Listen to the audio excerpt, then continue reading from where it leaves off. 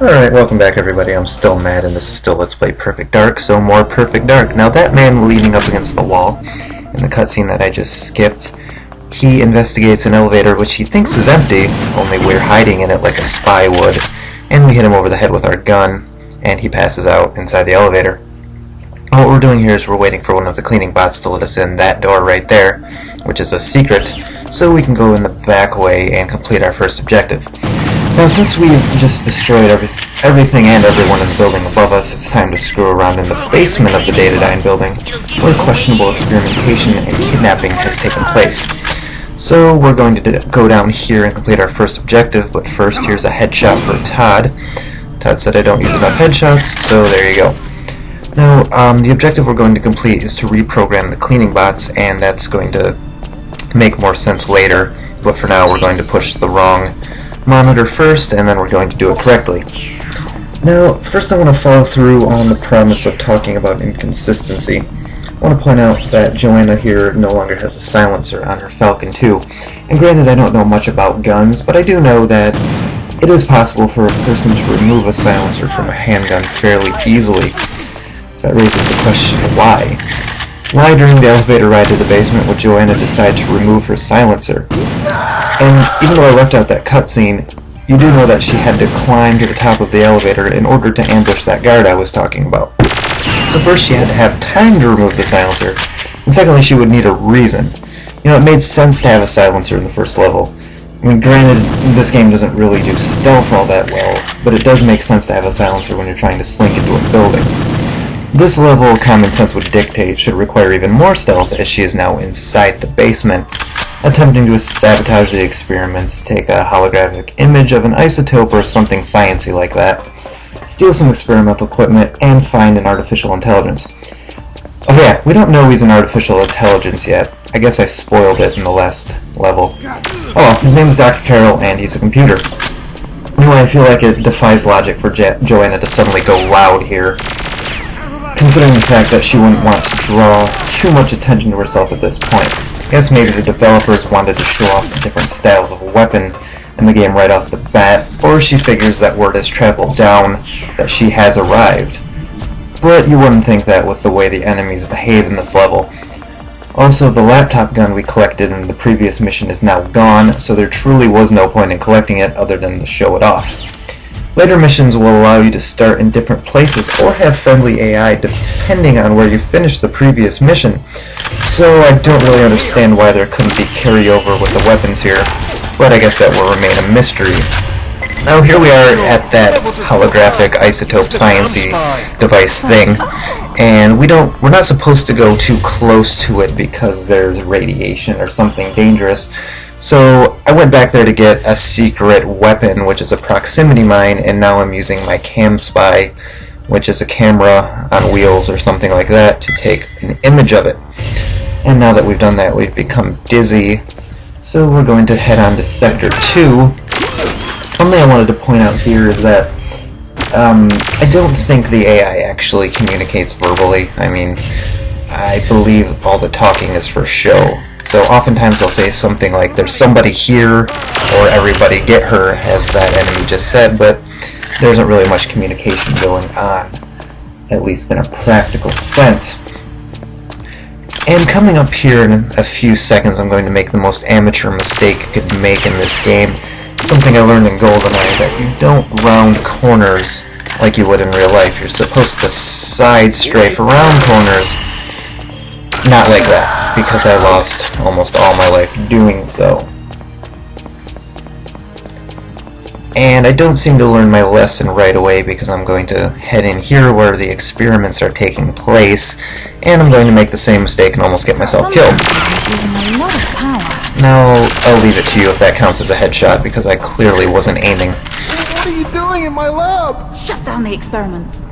I'll shut it down. So we're going to intimidate this man into shutting down the experiments, which is the first part of one of our objectives. So we're just going to explore this area, stealing ammo along the way. I'm not really sure why we're shutting down experiments. I'm pretty sure it's explained in the briefing, but I didn't bother to read that. I figured our main goal was to find Dr. Carroll, this very vital piece of equipment.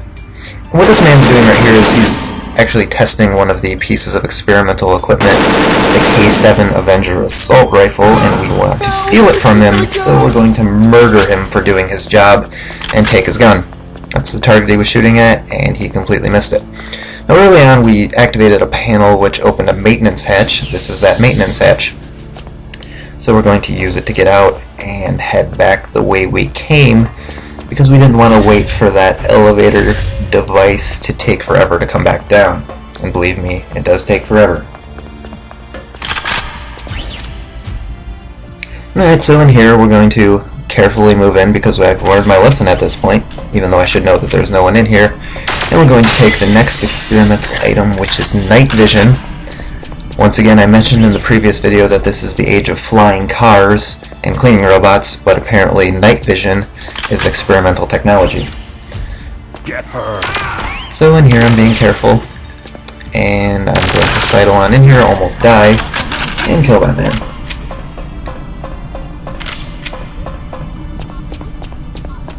Pull the plug on. And then I pause here for some reason. I think I was trying to see Now. if I was doing this correctly, Don't hurt me. and I didn't want to try and edit that out because I would have cut Joanne off in the middle of a sentence where she was intimidating this man to shut down the experiments. Now this final scientist, Who the hell are you? he can't be intimidated. He's kind of a jerk. Allow me to assist you. He's either a jerk or a hero because he's trying to warn the others. Finally, one person is trying to activate an alarm, and once I realize what computer he's going to, I decide to kill him. Because that computer panel that he was going to would have set off the alarm. So we go and we shut down the experiments, and Objective 3 is now completed. Now what happens right here is actually what I was definitely hoping for. Perfect timing with that cleaning bot. See, what the cleaning bot does is he deactivates these security grids here. What normally happens is you arrive here and the cleaning bot is at the other end of the hallway. You have to wait for him to go through his entire cycle and come back and deactivate these. And once again, I didn't want to do any editing, so I was very pleased that this turned out this way.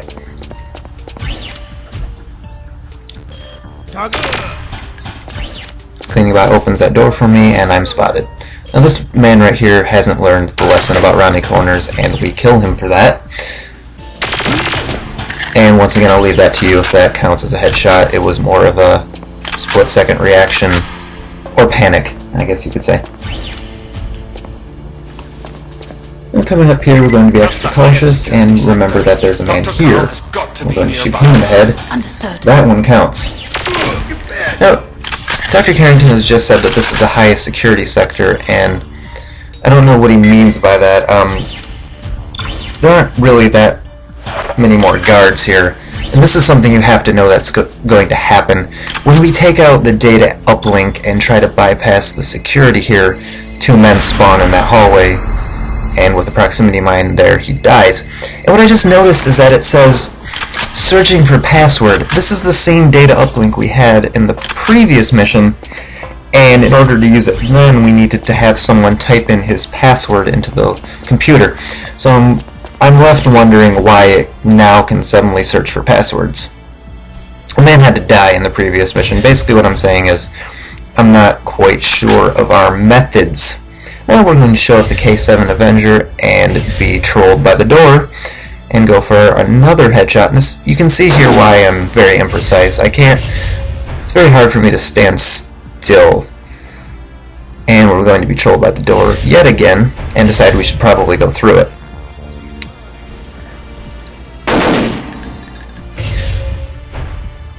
And once again, this is the highest security sector, which means it has about the same amount of enemies that we've encountered, but they're all wearing helmets now and they have dragons, which is a weapon I don't use in this level, but there will be plenty of time for it later. Now here I've disarmed a man and I've ignored his partner who is still armed, which is probably not the best idea, but we make our way through anyway. And coming up here is the last piece of experimental technology, the shield. And we've completed that objective. Nothing left but to get out of here.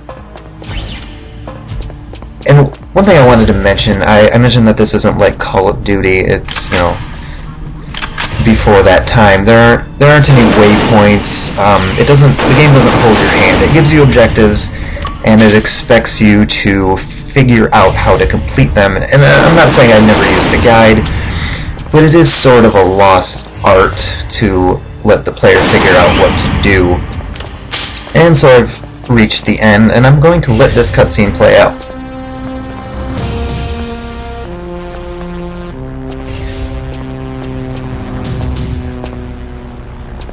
Dr. Carroll? Dr. Carroll, are you here? Well, is it safe to come out? Yes, all clear. He's hiding in the walls. No, really, he was, see? What? You're... I don't understand why Joanna's surprised here. Again, this is the age of flying cars. But anyway, we've recovered Dr. Carroll, and in the next mission, we're going to get him out of this building. So stick around for that, and I'm going to see you guys next time. Thanks a lot.